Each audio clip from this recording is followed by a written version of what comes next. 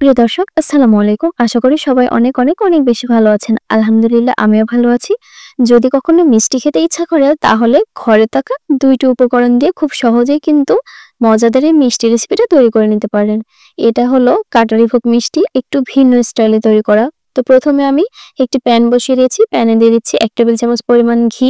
আর এটা আমার ঘরে তৈরি ঘি। দিয়ে দিচ্ছি মেজারমেন্ট কাপের ১ কাপ পরিমাণ চালের গুঁড়ি। আপনারা চাইলে কিন্তু এখানে যেকোনো চালের গুঁড়ি নিতে পারেন। তো এই তো আমি একটু ভেজে নিচ্ছি। ভাজা হয়ে গেলে আমি একটি বাটিতে ঢেলে নিচ্ছি। এরপর চুলায় আরেকটি কড়াই বসিয়ে দিয়েছি। দিয়ে দিচ্ছি মেজারমেন্ট কাপের ১ কাপ পরিমাণ লিকুইড মিল্ক। আর এটা আগে থেকেই জাল করে নেওয়া ঘন লিকুইড মিল্ক, দেখে নিশ্চয়ই বুঝতে পারছেন। এরপর দিয়ে দিচ্ছি 1/4 কাপ পরিমাণ গুঁড়া দুধ।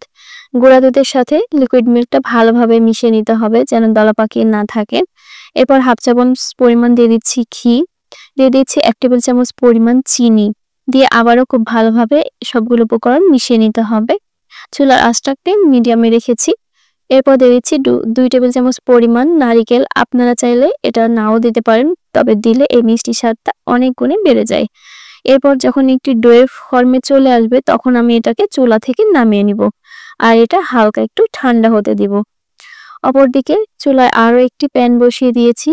এরপর দিয়ে দিচ্ছি মেজারমেন্ট কাপের 1/4 কাপ পরিমাণ চিনি আর সামান্য একটু পরিমাণে পানি দিয়ে দিচ্ছি।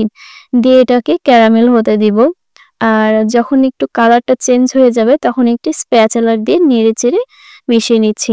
ক্যারামেলটার কালারটা এরকম আমি রেখেছি। আর খেয়াল রাখতে হবে যেন পুড়ে না যায়। যদি বেশি তাপ হয়ে যায় এবং কালারটা অতিরিক্ত হয়ে যায় তাহলে কিন্তু ক্যারামেলের স্বাদ তিতা হয়ে যাবে। এরপর দিয়ে দিচ্ছি মেজারমেন্ট কাপের ২ কাপ পরিমাণ লিকুইড মিল্ক। লিকুইড মিল্ক দেওয়ার সাথে সাথেই দেখবেন ক্যারামেলটা জমাট বেঁধে গেছে। তবে ভয় পাওয়ার কোনো কারণ নেই। এটা নাড়তে নাড়তে আস্তে আস্তে গলে যাবে। তো যখন এরকম সুন্দর একটা কালার চলে এসেছে তখন আমি এখানে মেজারমেন্ট কাপে ২ কাপ পরিমাণ দিয়ে দিচ্ছি চালের গুঁড়ি। দিয়ে ঢাকনা দিয়ে ঢেকে ৫ মিনিটের জন্য রেখে দিলাম।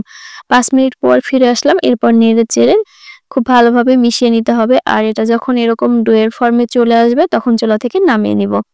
তো প্রথমে আমরা যে ডোটা রেডি করে রেখেছিলাম সেই ডোটা আমি হালকা ঠান্ডা করে নিয়েছি এবং ভালোভাবে মেখে নিয়েছি এবং ছোট ছোট লেচি কেটে নিচ্ছি।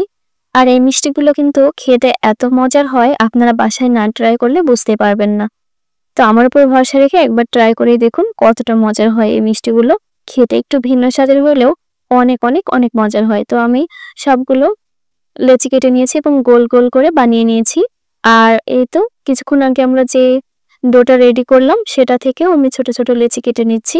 তো এই তো আমি সবগুলো লেচি কেটে নিচ্ছি। আর এখান থেকে একটা নিয়ে হাত দিয়ে একটু প্রেস করে করে চ্যাপটা করে নিচ্ছি ভেতরে মিষ্টিটা দেওয়ার জন্য। তো এই তো ভেতরে মিষ্টিটা আমি দিয়ে দিলাম। দিয়ে এভাবে মুখটাকে বন্ধ করে দিতে হবে। আর আলতো হাতে এভাবে চেপে চেপে গোল শেপ তৈরি করে নিচ্ছি। যেহেতু আমি গোল করে তৈরি করব, আপনারা আপনাদের পছন্দ মতো যে কোনো ডিজাইনে তৈরি করে নিতে পারেন। তো আমি এভাবে সবগুলো মিষ্টি একে একে তৈরি করে নিচ্ছি। এর মাঝে আমার সবগুলো মিষ্টি তৈরি করে নেওয়া হয়ে গিয়েছে। তো এগুলোকে এখন ভাপে দেওয়ার পালা। তো এখানে আমি আগে থেকে একটি কড়াইয়ের মধ্যে পর্যাপ্ত পরিমাণে পানি বসিয়ে দিয়েছিলাম। পানিগুলো কিন্তু ফুটছে। আর একটা স্ট্যান্ড দিয়েছি। আর স্টেইনারের উপর দিয়ে দিলাম সবগুলো মিষ্টি। আর এই সবগুলো মিষ্টি হতে খুব বেশি সময় প্রয়োজন হয় না, মাত্র 10 মিনিটে কিন্তু হয়ে যায়। এরপর ঢাকনা দিয়ে ঢেকে দিচ্ছি। আর মাত্র 10 মিনিটের মধ্যে মিষ্টিগুলো হয়ে যাবে। 10 মিনিট পর ফিরে আসলাম। তো দেখুন মিষ্টিগুলো কতটা সুন্দর হয়েছে, দেখেই কিন্তু খেতে ইচ্ছা করছে, তাই না? আর আমি এটা নরমাল ফ্রিজে রেখে ঠান্ডা করে নিয়েছিলাম। আর ঠান্ডা করলে কিন্তু কাটতে সুবিধা হয়। তো আমি নাইফ দিয়ে কেটে নিচ্ছি। আমি সবগুলো মিষ্টি একে একে কেটে নিচ্ছি। আজকের এই নতুন রেসিপিটি আপনাদের কাছে কেমন লেগেছে কমেন্টে জানাতে ভুলবেন না। ভিডিওটি ভালো লাগলে লাইক, কমেন্ট, শেয়ার করে পাশে থাকবেন। ধন্যবাদ সবাইকে। আল্লাহ হাফেজ।